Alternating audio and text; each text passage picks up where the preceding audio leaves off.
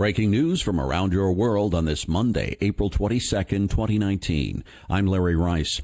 Sri Lanka declared a state of emergency Monday, hoping to track down the perpetrators involved in the Easter suicide attacks that have so far killed nearly 300 people. 7 suicide bombers carried out 6 coordinated attacks at churches and hotels Sunday, killing at least 290. Sri Lankan authorities said 24 people have been arrested, and they identified local Islamist militant group National Tawhid Jamaat as being responsible for the blasts. The emergency declaration came Monday as a new explosion was heard in the capital of Colombo. The blast occurred as police attempted to defuse explosives in a suspicious van near another church. The explosion knocked down security officers and blew out the windows on the street. The state of emergency declaration also allows police and military forces to detain and interrogate potential suspects without a court order. Officials also said a curfew would remain in effect for another night. Most social media remained blocked Monday after officials said they needed to curtail the spread of false information and ease tension in the country of about 21 million people. Officials also said foreign intelligence agencies had warned of the plot and some of those arrested, along with some of the bombers who died, who were named in the intelligence reports. Sri Lanka had been at relative peace for the past decade after the end of a 25-year civil war when terrorist bombings were common. Comedian Volodymyr Zelensky defeated incumbent President Petro Poroshenko in a presidential runoff election in Ukraine Sunday. Zelensky, a political newcomer who plays a school teacher that is elected president on a Ukrainian TV show, won almost 73% of the vote over Poroshenko's 27% to secure a landslide victory in the second and final round of voting. The 41-year-old Zelensky became famous nationwide for his comic portrayal in a Ukrainian TV series of a high school teacher who becomes president after a video rant against corruption goes viral. In a case of life imitating television, Zelensky had denounced graft as a real candidate. Although Zelensky was criticized for a vague campaign platform and never holding public office, voters appeared to cast aside those concerns in favor of a thorough sweep of Ukraine's political leadership. Poroshenko conceded on Sunday evening.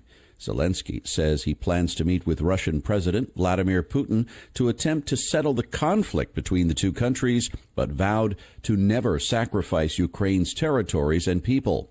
He also suggested, in a remark that could grate on Russia, that his victory could be a model for other former Soviet states that want to move forward from ossified politics. He said, "To all the countries of the former Soviet Union, look at us. Everything is possible." Massive flooding in southern Quebec has forced more than 1,200 people from their homes over the weekend.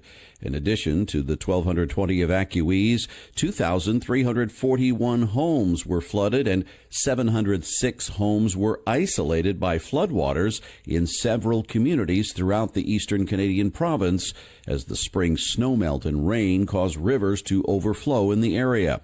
Some 600 Canadian Forces troops were deployed to affected areas. Quebec Premier François Legault toured the affected areas Sunday with Montreal Mayor Valérie Plante to be briefed on the situation and to lend their support to volunteers.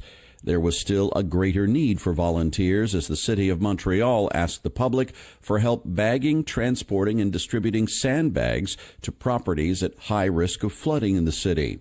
One person died due to flooding over the weekend after she drove her car into a massive sinkhole created when floodwaters wiped out an entire section of a street Friday night. The Red Cross has also launched a fundraising campaign to help its efforts to provide relief aid to those affected. A strong earthquake rattled the Philippines Monday, toppling electric poles and damaging infrastructure. The U.S. Geological Survey said the quake struck near the Bodega section of Manila, the nation's capital, on Luzon Island. It had a preliminary magnitude of 6.1. The quake prompted many residents to flee their homes and interrupted train service in Manila. The Philippines Institute of Volcanology and Seismology said strong shaking was felt in San Felipe, Zambales, and Quezon City. Buildings in downtown Manila, about 40 miles from the quake's epicenter, were evacuated. The presidential palace of President Rodrigo Duterte was also evacuated. The tremor also caused power outages and damaged roadways near the epicenter. Officials said the earthquake lasted about 10 seconds, but was not strong enough to trigger a tsunami warning. The Trump administration is telling 5 nations, including allies Japan, South Korea, and Turkey, that they will no longer be exempt from U.S. sanctions if they continue to import oil from Iran. Secretary of State Mike Pompeo announced the administration will not renew sanctions waivers for the 5 countries when they expire May 2nd. The other countries are China and India. The decision not to extend the waivers is intended to further ramp up pressure on Iran by strangling the revenue it gets from oil exports. The administration granted 8 oil sanctions waivers when it reimposed sanctions on Iran after Trump pulled the U.S. out of the landmark 2015 nuclear deal. They were granted in part to give those countries more time to find alternate energy sources, but also to prevent a shock to global oil markets from the sudden removal of Iranian crude. Since November, 3 of the 8 countries, Italy, Greece, and Taiwan, have stopped importing oil from Iran. The other 5, however, have not and have lobbied for their waivers to be extended. Trump said on Monday that the U.S., Saudi Arabia, and other OPEC nations could more than make up for any drop in Iranian oil supplies to global markets.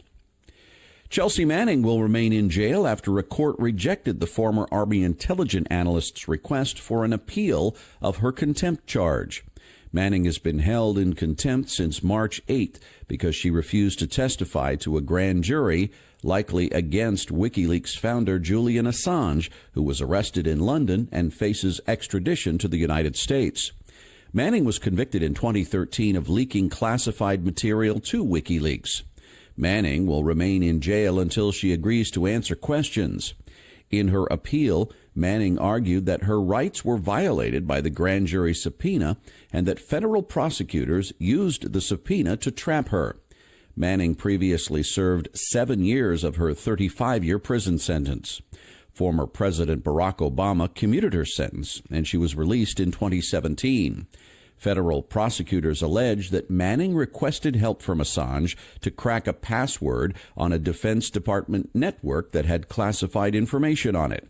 It's unclear whether Manning actually hacked that password with Assange's assistance. Assange is also accused of publishing classified material from presidential candidate Hillary Clinton's email during the 2016 election. The iconic Salt Lake Temple, headquarters of the Church of Jesus Christ of Latter-day Saints, is expected to close for 4 years to undergo renovations. The 126-year-old Mormon church is set to close its doors December 29th. LDS Church President Russell Nelson told reporters the project will enhance, refresh, and beautify the temple and its surrounding grounds. He said, obsolete systems within the building will be replaced. Safety and seismic concerns will be addressed. The project will include the replacement of multiple nearby buildings and makeovers for the adjacent plaza and Temple Square. Nelson said, this temple and others built in Utah by these pioneer forebears represent some of the finest examples of architectural design, engineering, and use of materials then available. Britain's Queen Elizabeth, the world's oldest and longest reigning living monarch, celebrated her 93rd birthday Sunday by attending the traditional Easter service at Windsor Castle. Members of the royal family, including the Duke and Duchess of Cambridge and the Duke of Sussex, joined the Queen for the services at St. George's Chapel. The Duchess of Sussex, who is pregnant with her first child, and the Duke of Edinburgh, who has retired from public duties, did not attend.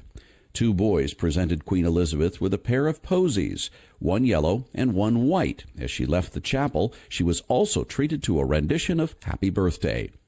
Gun salutes that are traditionally fired in London to mark the Queen's birthday were delayed until Monday, as they are never to be performed on Sundays. Queen Elizabeth celebrates 2 birthdays every year, April 21st, the day of her actual birth, and an official ceremony on the 2nd Saturday of June, which is commemorated with the Trooping of the Color Parade. Elizabeth was born in 1926, became queen in 1952 at the age of 25, meaning she has now reigned for more than 67 years. And that's your update for this Monday, April 22nd, 2019. I'm Larry Rice. Thanks so much for supporting this podcast with your generous donations and for listening. And I hope you have a wonderful week.